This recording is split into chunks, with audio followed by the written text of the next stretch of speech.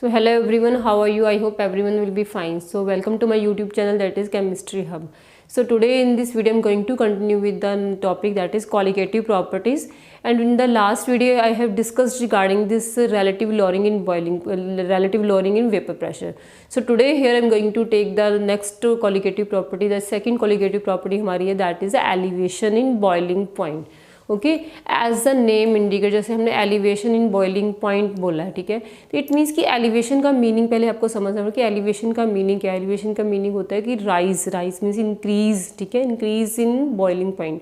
अब इंक्रीमेंट किस में हो रहा है, that is in the boiling point.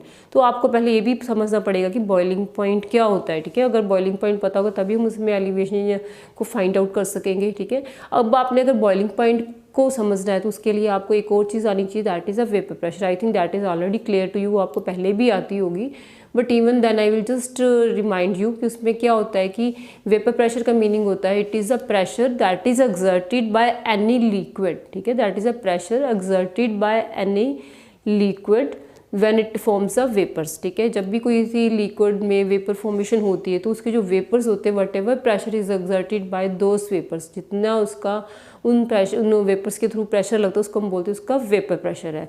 And you can understand it like this, आप इसको ऐसे भी देख सकते हो। Suppose we are having any liquid over here, कि आपके पास कोई लिक्विड है and it is having means कि we are having any pure solvent, कोई भी आपकी प्योर लिक्विड है, ठीक है, और उसको आप नेम दे सकते हो ए कंपोनेंट।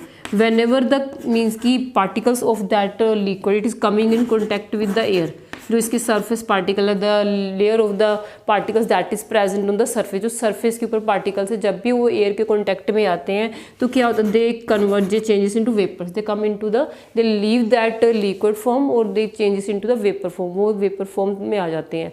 तो वेपर फॉर्म में आने से क्या होता है, if we are closing this, ठीक है, अगर आप इसको ओपन जो कंटेनर्स को अब आपने इसको लिड लगा दी है, उसको कवर कर दिया है, तो these vapours will keep on accumulating, वो इकट्ठे होते जाते हैं, then collectively they will exert some pressure, वो प्रेशर एक्सर्ट करेंगे जिसको हम वेपर प्रेशर बोलते हैं, ठीक है। अब आपने देखना कि जब वो कोई प्योर सॉल्वेंट लेते हैं या प्योर लिक्विड है, ठीक है, so all the components are of the same nature and all the component जो भी इसके all the particles they are forming the vapour, तो उसका जो वेपर प्रेशर होगा दैट विल बी हायर, ठीक है। प्योर स्टेट में से वी कैन से कि P1 फर्स्ट कंपोनेंट है, ठीक है, that is in the pure state, तो इसका जो वेपर प्रेशर है that is represented bye P1 note, ठीक है। इसका P1 नोट के थ्रू आप इसका वेपर प्रेशर शो कर सकते हो। But when we are adding some solute, ठीक है, अगर आपने इसी प्योर सॉल्वेंट में पहले तो आपके ए पार्टिकल्स है ना, सारे एक ही टाइप का सोल्यूट था, all were forming that you know vapour, सारे ही वेपर्स बना रहे थे।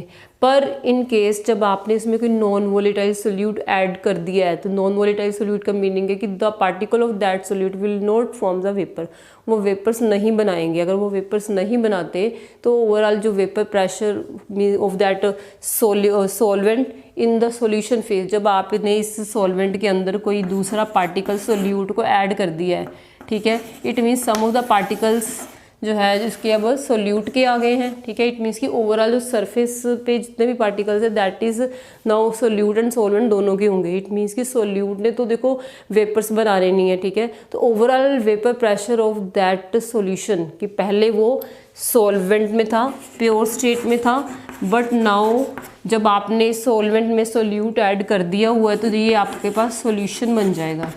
You can say this is a solution phase. Solution में आपको पता है we are having the solute भी होता है एंड सॉल्वेंट भी होता है, ठीक है। One is solvent and second name हम सोल्यूट को देते हैं। We are having two component in the solution, और जब इस सॉल्यूशन फॉर्म में the pressure that is exerted by this you know solvent, ठीक है, जितना प्रेशर सॉल्वेंट अब लगाएगा उसको आप P1 बोलोगे।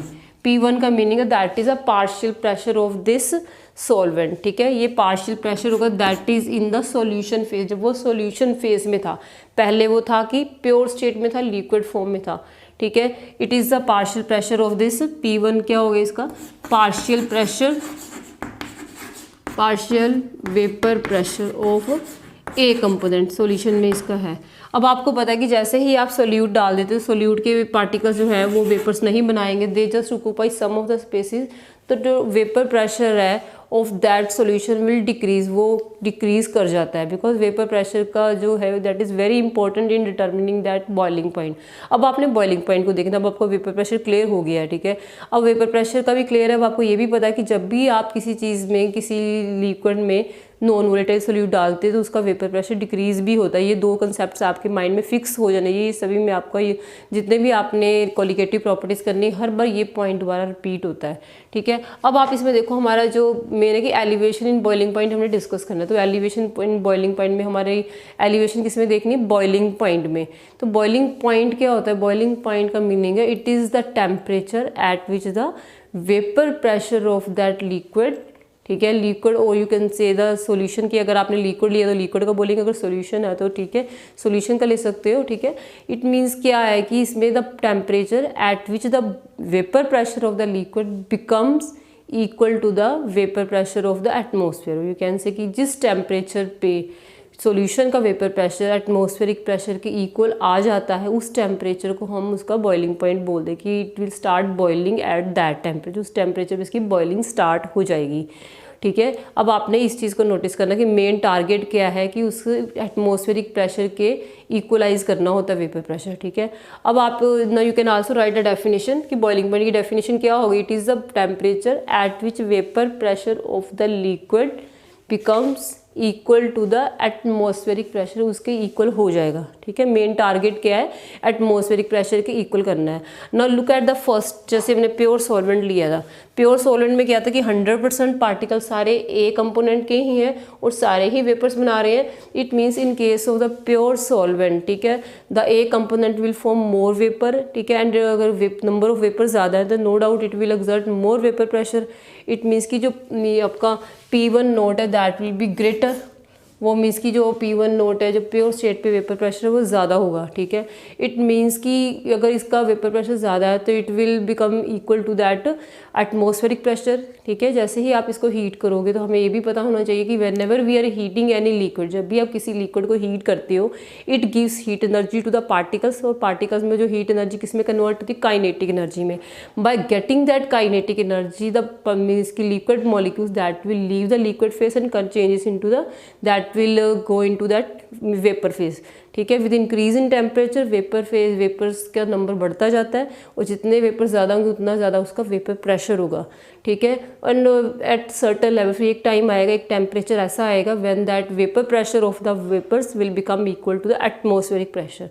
तो हम बोलेंगे कि जिस पॉइंट पे, जिस टेम्परेचर पे जाके, ठीक है, उसका वेपर प्रेशर उस मीन्स की एटमॉस्फेरिक प्रेशर के इक्वल हो गया, उसको हमने बॉइलिंग पॉइंट बोलना है, ठीक है।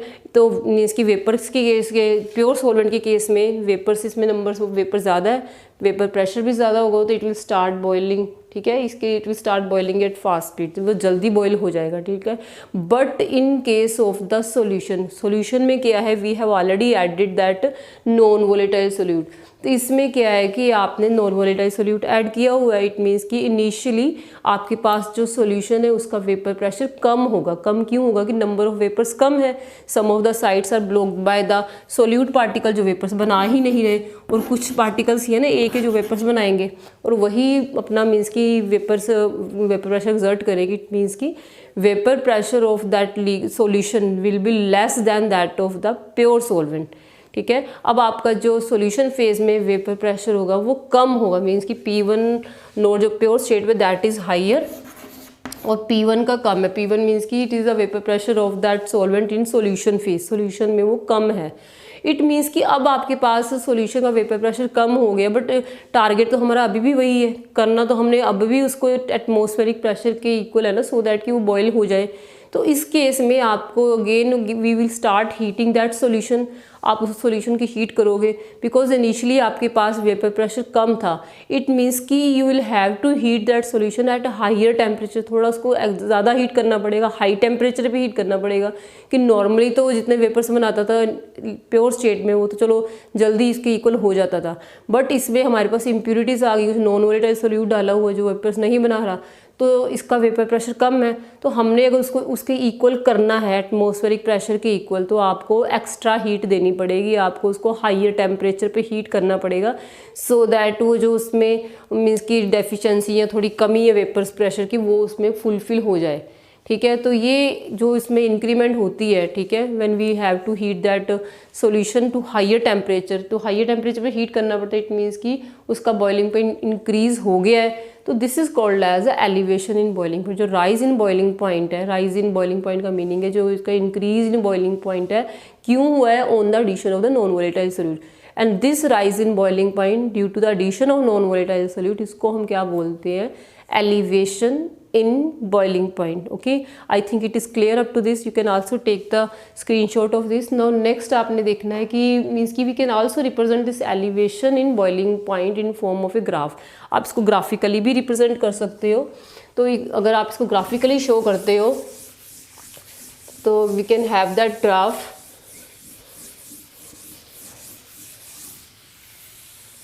सो जस्ट लुक एट दिस कि ग्राफिकली शो करने के लिए आपने ऐसे करना है, we will just draw two axis, ठीक है, along this x axis we will mention the temperature, along x axis हमने क्या लेना, टेम्परेचर, ठीक है, ये एक्स एक्सिस है, and the other is a y axis, तो वाई एक्सिस के अलोंग आप क्या लोगे, that is a vapour pressure, कि हमने वेपर प्रेशर और टेम्परेचर को कंपेयर करना है, इन दोनों का देखना है। अब आपको ये चीज़ पता है कि जो हमारे पास प्योर सॉल्वेंट है, pure solvent because it is जो pure solvent all the means solvent particles are forming the vapour, it means कि उसके जो वेपर्स होंगे ज़्यादा होंगे, तो first graph we will draw it for the pure solvent. तो प्योर सॉल्वेंट का जो मीन्स की वेपर मीन्स की जो ग्राफ है, you can show it like this.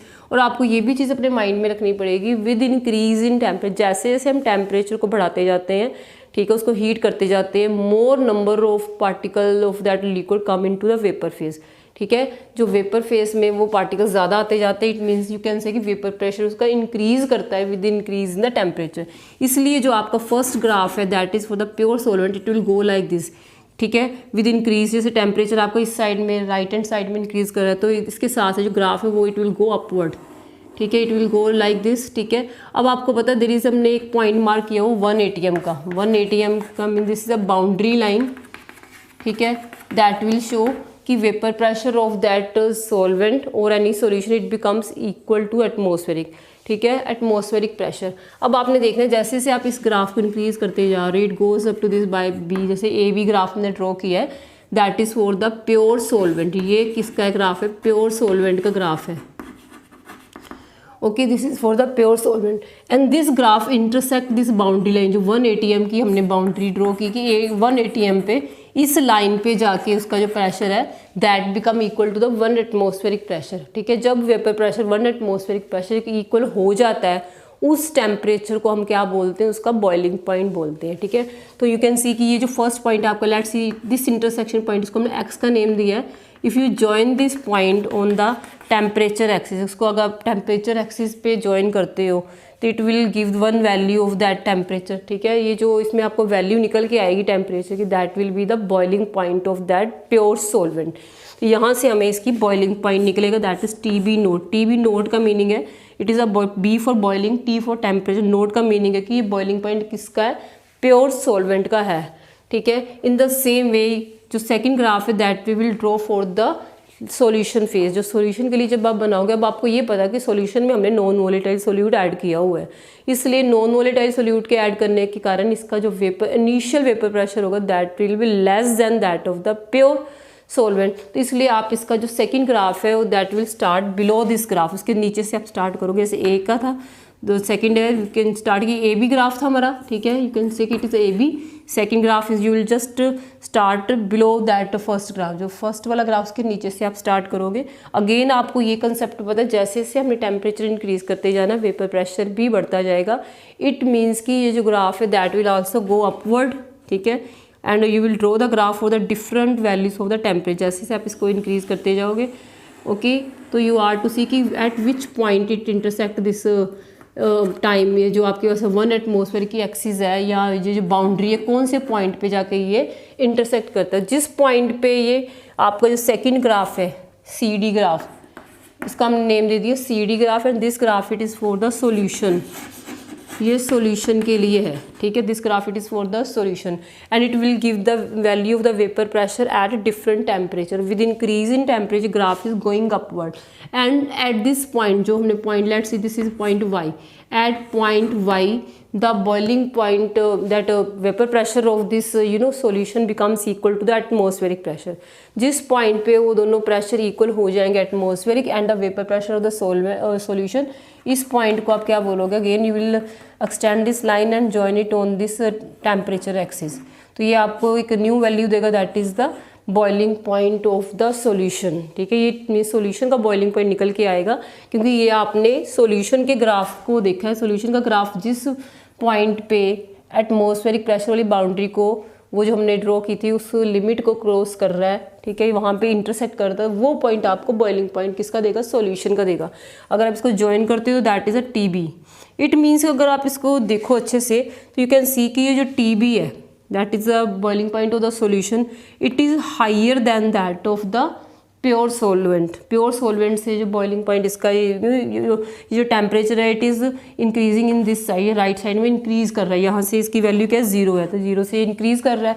It means कि जो value of this TB means की the boiling point of the solution it is higher than that of the pure solvent. Pure solvent से इसकी value क्या है, ज़्यादा है. And the gap between, जो डिफरेंस आ रहा है, difference in the boiling point of the solvent and the boiling point of the solution, it will give you the change in boiling point. ठीक है, इसको आप डेल्टा TB से show करोगे, और इसको हम बोल सकते हैं कि ये शो कर रहा है कि कितनी इंक्रीमेंट हुई है, कितना राइज हुआ है, कितना आप बोल सकते हो एलिवेशन हुई है. ठीक है, तो delta TB is called as the, इसको आप बोलते हो डेल्टा TB को, it is the elevation in boiling point. इसको हम एलिवेशन डेल्टा TB की जो मीन्स की it is a symbol of the elevation in boiling point.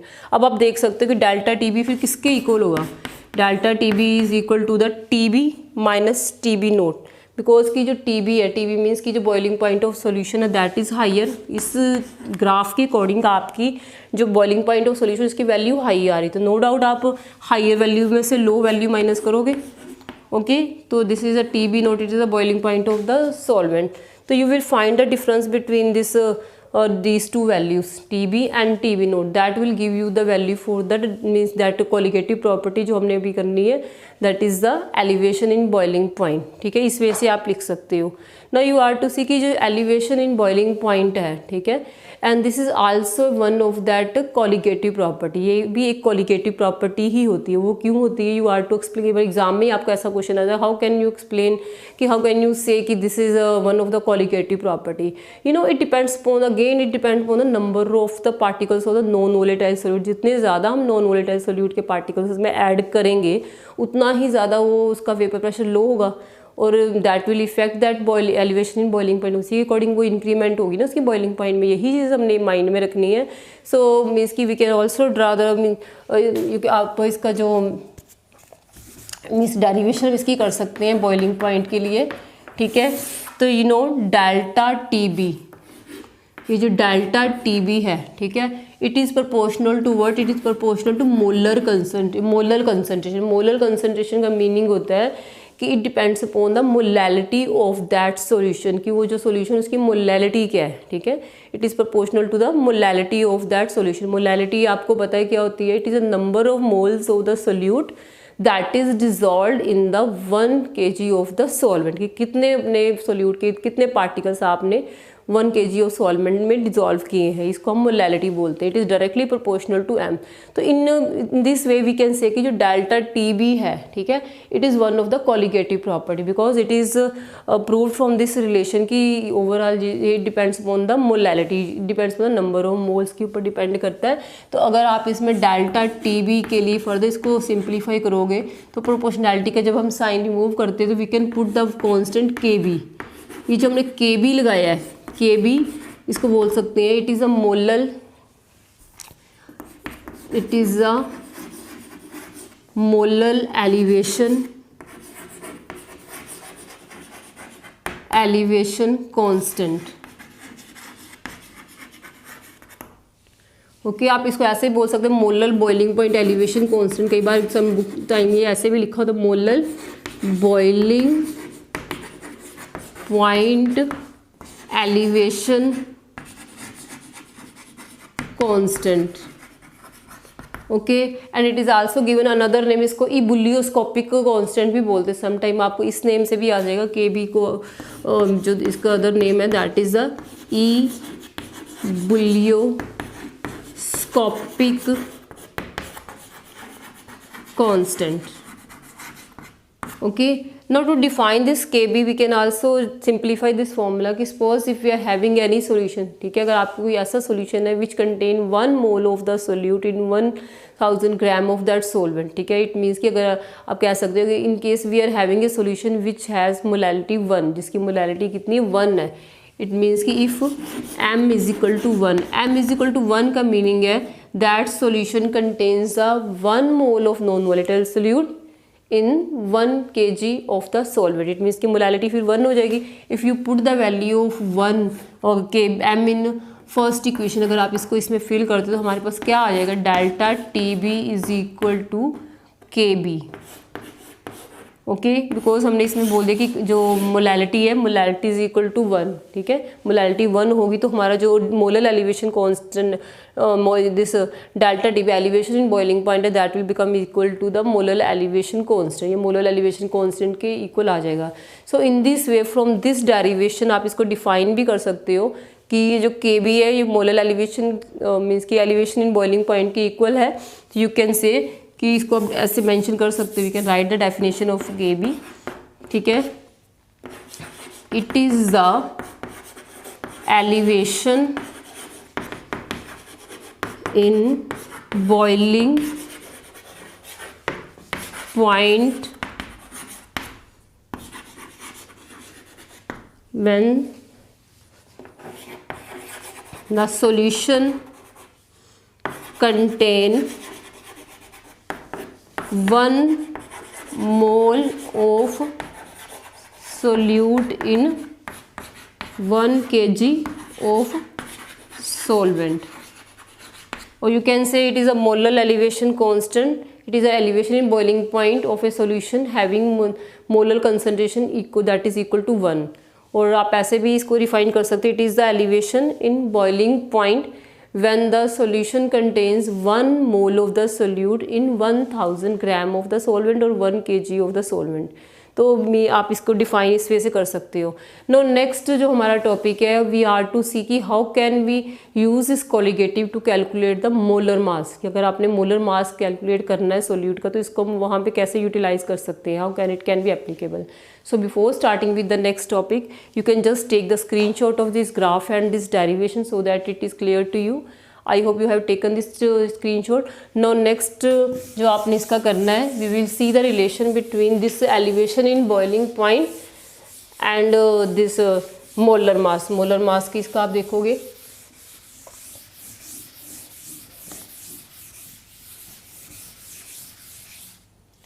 So you know in case की वी हैव जस्ट डिस्कस कि delta जो T B है, delta T B is equal to what, K B and M. Small M stand for the molality. M क्या है, M यहाँ पे आपके पास क्या है, you can mention M is the molality. और मोलैलिटी की वैल्यू कैलकुलेट करने के लिए यू मस्ट नो दैट कि number of moles of solute हमने कैलकुलेट करने हैं. तो number of moles of solute को अगर आपने कैलकुलेट करना है तो we must know that weight in gram of the solute. हमें वेट इन ग्राम पता होना चाहिए, ठीक है. पहले तो मोलैलिटी का फॉर्मूला ड्राइव करोगे तो मोलैलिटी का फॉर्मूला क्या होता है, it is the equal to the number of moles of the solute. Solute के नंबर ऑफ मोल्स लिखोगे then you know weight of solvent in 1 kg. Okay, तो अगर आप इसको थोड़ा सिंप्लीफाई करो तो you know number of mole of solute हम किससे शो करते हैं, N2 से. Okay, and weight of solvent that is represented by W1.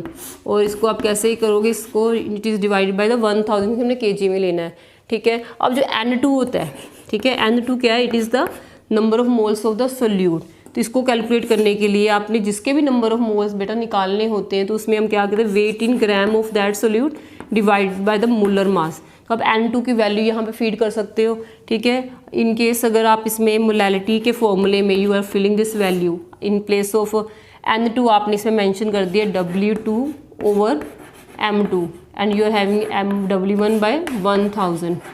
Again इसको अगर आप सिंप्लीफाई करोगे तो मोलैलिटी किसके इक्वल निकल के आएगी, that will be equal to W2 by M2 multiplied by W1 into 1000. It means कि molality is equal to this factor, कि मोलैलिटी आपकी इस फैक्टर के इक्वल आ रही है. ठीक है, then you can fill this value. आप इसी वैल्यू को जो फर्स्ट इक्वेशन आपने कैलकुलेट की है डेल्टा टीबी की, ठीक है, तो in place of this M, जो आपने मोलैलिटी एम की, इन एम के प्लेस पे आप मेंशन कर सकते हो it is W2 into 1000 divide by M2 into W1. It means कि if you look at this formula तो यू कैन से कि ये जो delta TB elevation in boiling point है that is inversely proportional to the molar mass of the solute, कि molar mass of the solute के equal है. तो we can calculate the value for the molar mass. अगर आपने molar mass की value colligative property से या elevation boiling point से कैलकुलेट करनी है तो you can modify this formula कि जो M2 जिसको आपने कैलकुलेट करना है you can take it to another side को, दूसरी साइड ले जाओ और आपके पास क्या रह जाएगा KB multiply by W2 and multiplied by the 1000. ठीक है, जैसे M2 को आप इस साइड लेके आते हो delta TB will be return in the denominator into W1. In this way आप मीन्स कि by knowing the value of the colligative property, जो हमारे पास elevation boiling point colligative property, इसकी अगर वैल्यू आपको नोन है and weight in gram and weight in gram of the solute and solvent is known to you, तो we can calculate the mass of the solute from molar mass of the solute. इन जिससे हम उसको identify कर सकते हैं कि कौन सा इसमें सोल्यूट है उसका मोलर मास कैलकुलेट करने से. तो I think it is clear up to this. If there is any doubt और फिर भी अगर आपको कोई डाउट है तो please do write it in the comment box so that I can take your doubts in the next video. And I hope this is all clear to you. This is all about this elevation in boiling point. Elevation in boiling point को आपने अच्छे से कर लेना. This is one of the very important topic from examination point of view. काफ़ी ज़्यादा important, इसमें से numericals भी आते हैं जिसको आपने अच्छे से कर लेना है. I hope you like this video. So thanks for watching and do subscribe this channel and share this video. Thank you.